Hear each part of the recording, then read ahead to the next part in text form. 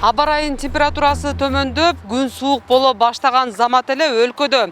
Анын ичинде Ош шаарында коронавирус илдетин жуктуруп алгандардын саны көбөйдү.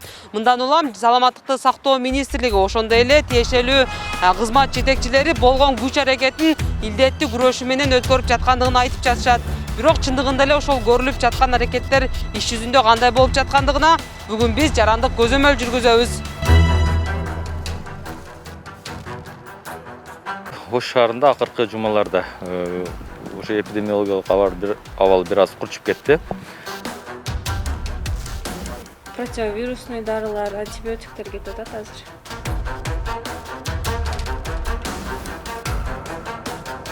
Оору көбөйүп кетти, ошон үчүн 2 жуманын ичинде бүткүлө деп бизге шартты койду, ошого иштеп атабыз.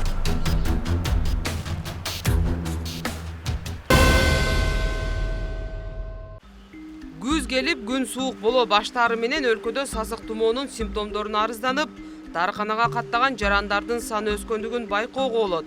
Азыр каладагы дарыканаларда вируска жана суук тийүүгө каршы дары-дармектерге суроо талап күчөдү. Дары сатып алуулар, грипптер күчөдү дагы, коронавирус, экинчи толкун башталды. Противовирусный дарылар, антибиотиктер кетип атат азыр. Баалар орто эле, өтө кымбат эмес. Мурункуга караганда арзан. Бизге келген баалар дагы бир аз арзаныраак болуп атат. Анаферондор 250, эргоферондор 400 сомдон.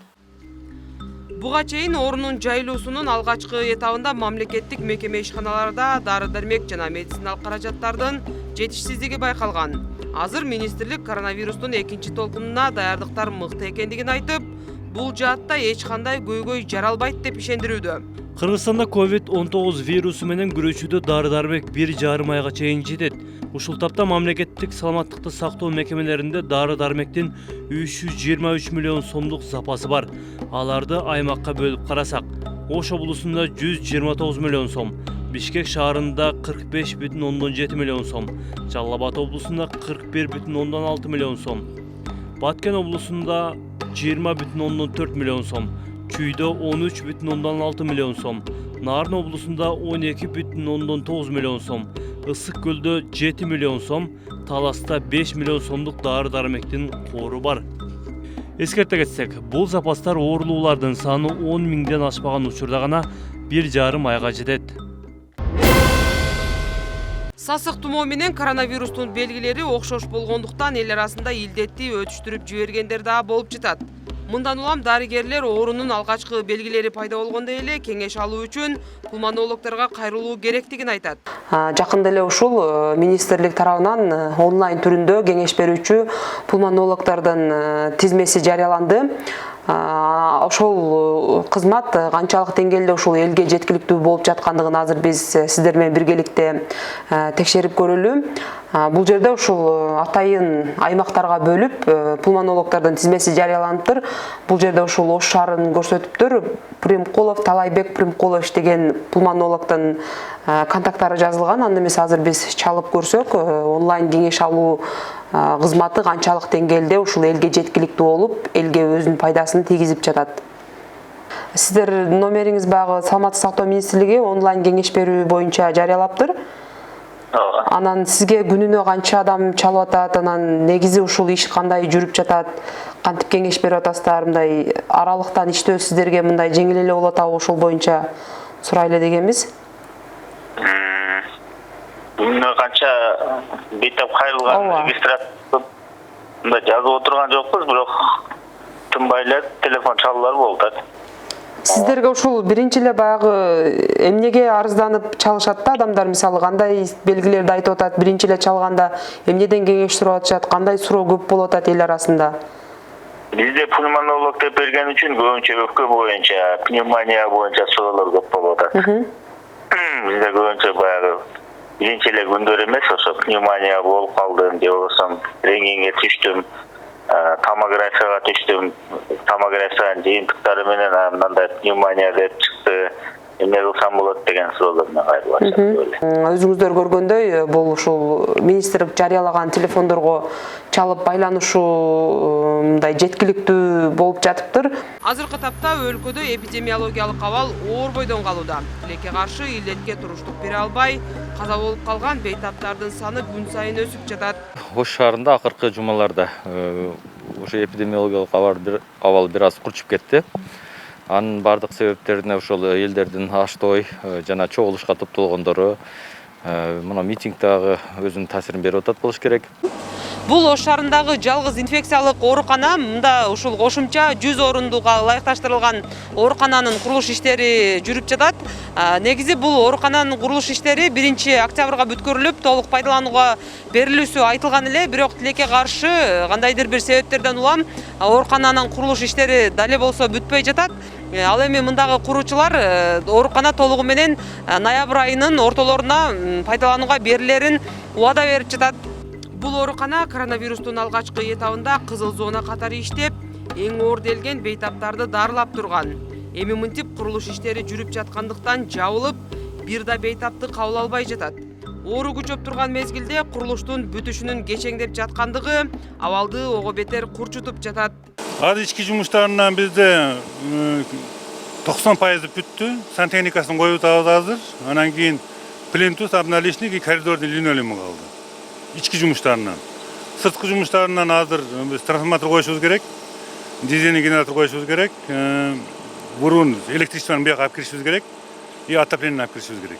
Отопление, центральный отопление келген, мына территорияга кирген, бирок биздин объектке кире элек. Киришине бир 20 метр жерибиз калды, ошону бүтүрсөк болду. Канализация бүттү. Анан благоустройствосу калды. Лотоктор, асфальт, брусчатка, ушунга окшогон жумуштар калды. Азыр эми 2 жуманын ичинде бүтүрүшкө аракет кылып атабыз ушуну. Мына оору көбөйүп кетти, ошон үчүн 2 жуманын ичинде бүткүлө деп бизге шартты койду, ошого иштеп атабыз. Ош шаарындагы номер 52-орто мектебинде окуу процесси толугу менен токтотулуп жабылды. Анткени бул жер ушул күтүлүп жаткан экинчи толкунга карата атайын түнкү жана күндүзгү стационар болуп уюшулуп жатат. Мында жалпысынан 150 орундук даярдалды. Азыр министрлик абалдан чыгуу максатында атайын шарттары бар. Заманбап мектептерде окуу процессин токтотуп, аларды коронавируска чалдыккан бейтаптар үчүн ооруканага айлантырып жатат. Эми Ош шаары кичинекей эле шаар. Биз ойлоп өткөнкү болгон ошол толкунда болгон практикабызды эске алып, биз бардыгын бир жерге ачканга аракет кылып атабыз. Эмнеге дегенде ар бир ачылган жерге 30 орундан мисалы оорукана кылып ача берсек, ал жерге 20дан биздин медициналык персоналдар кирип атат да. Ошентип биздин медициналык персоналдардын кадрлык күчү жок болуп кетип атат. Ошондуктан биз азыр ойлондук, ошол мектепти алып туруп эле, мектепти көп бир 200 койкага чейин көбөйтүп туруп, бүт болгон биздин кадрлык ресурсубузду ошол жерге пайдаланалы деп чечтик. Кыргызстанда марттан бери вирус жуктуруп алгандардын саны расмий 60 миңге жакындап калды. Анын ичинен 1000ден ашууну илдет менен күрөшө албай каза болду. Муну менен Кыргызстан Орто Азия өлкөлөрү арасында вирус жуктургандар жана каза болгондордун саны боюнча алдыңкы орунга чыкты. Бул деген илдет кулачын жайып жаткандыгынан кабар берет.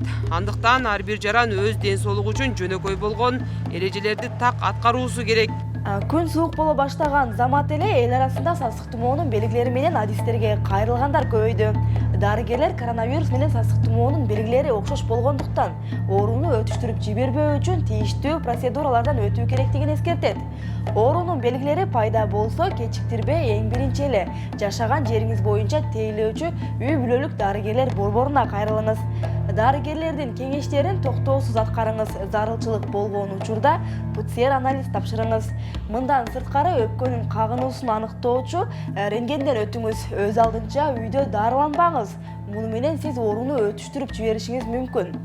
Ал эми оорудан алыс болуу үчүн коомдук жайларда коопсуздук эрежелерин так аткарыңыз. Эң башкысы иммунитетти көтөрүү үчүн толук кандуу тамактаныңыз. Бул иштерди аткаруу менен сиз өзүңүздүн жана жакындарыңыздын ден соолугуна кам көрөсүз. Азыр коронавирусту жарандар олуттуу карабай жаткандай. Анткени көнүмүш адат катары кабыл алып, санитардык нормаларды аткарбай койгондор четтен табылат. Жада калса айрымдар күнү бүгүнкүгө чейин ооруну саясий оюн деп баалап, кайдыгер мамиле кылып жатат. А бирок вирус менен күрөшө албай каза болгон бейтаптардын санынын күн сайын өсүп жаткандыгы абал оор экендигине далил. Андыктан ар бир жаран өзүнө сак болуп, ден соолугуна кам көрүүсү керек.